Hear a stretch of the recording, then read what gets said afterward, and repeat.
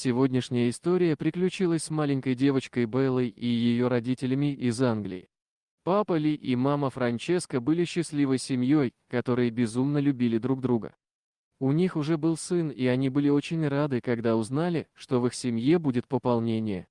Когда маленькая Белла появилась на свет, Ли и Франческа были уверены, они самая счастливая семья на свете.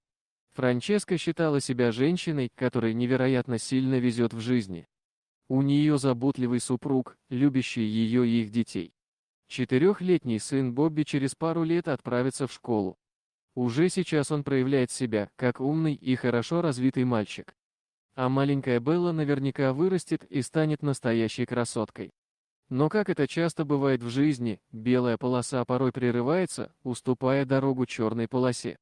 В тот момент, когда Белле исполнилось 14 месяцев, с ней начали происходить странности.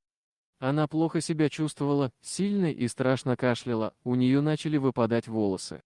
По утрам мать собирала целые клочья волос маленькой девочки около детской кроватки. Врачи заподозрили астму, и девочке прописали ингалятор. Со временем вроде бы все пришло в норму. Летом семья поехала отдыхать в Испанию. Солнце, море, песок. На отдыхе все проходило хорошо, но до поры до времени. У Беллы случился приступ, ей стало очень плохо. Счастливой семье пришлось вернуться в Великобританию, чтобы положить дочку в больницу и узнать ответы на все интересующие их вопросы. Уже в больнице им сообщили страшную новость.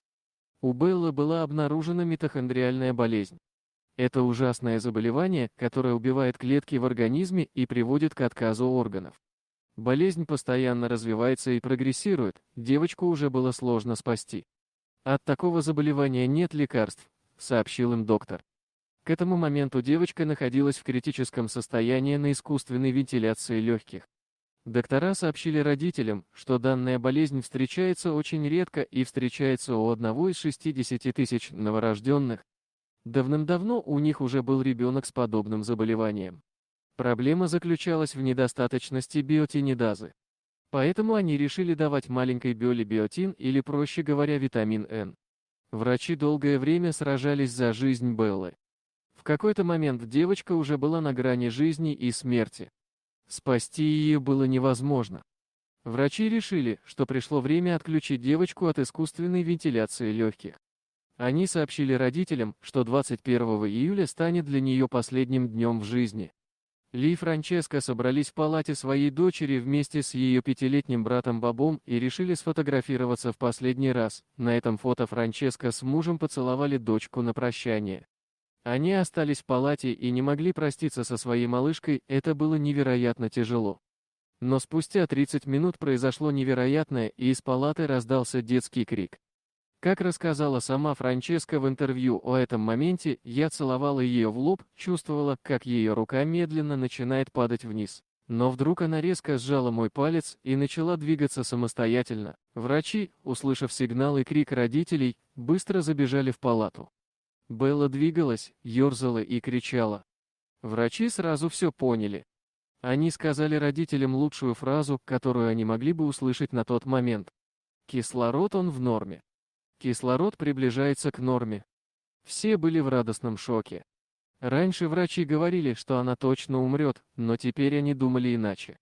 Они яростно пытались спасти малышку, 20 минут они боролись за жизнь моей девочки. Я сидел рядом и держал ее за руку. Она не хотела меня отпускать. Она бы никогда не отпустила меня, сказал папа Ли. Прошло уже много времени, и теперь родители Беллы вспоминают то время, как страшный сон. Девочка растет, радуется жизни, она счастлива, теперь она и вовсе гордо может называть себя заново родившейся. Чтобы держать свое здоровье в норме, ей нужно каждый день принимать таблетки. Но это пустяки. Главное, что Белла жива и наслаждается жизнью. Их семья рада, что судьба подарила им второй шанс. Однозначно, наконец-таки теперь уже черная полоса уступила дорогу белой. Дорогие друзья, если вам понравилось видео, поставьте лайк, а также подписывайтесь на канал, где найдете еще много интересного.